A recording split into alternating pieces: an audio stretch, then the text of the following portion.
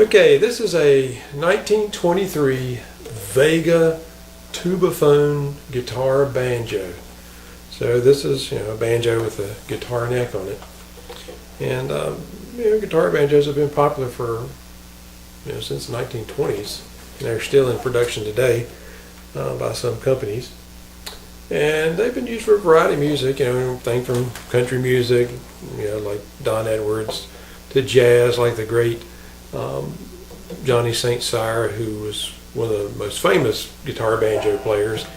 He did a lot of work with Louis Armstrong and Jelly Roll Morton, and he played a Vega guitar banjo very similar to this one.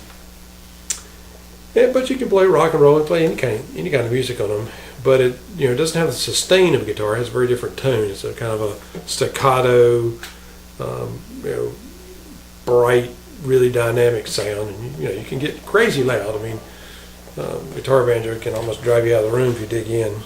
So it's got to get used to it. It's a very different instrument, and but it's a lot of fun, to play lead on them and stuff. So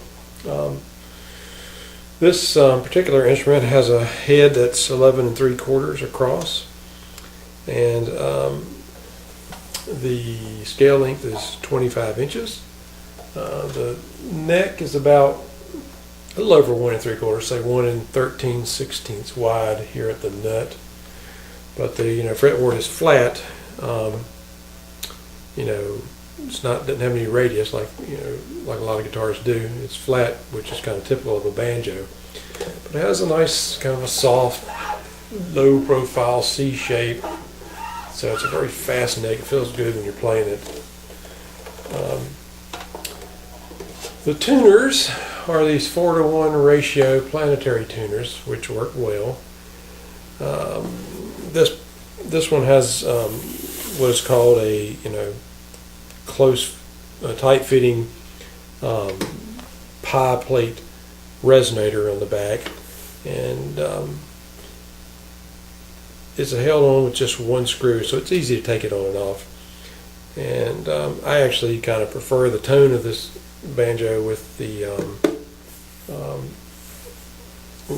with the pie plate resonator removed.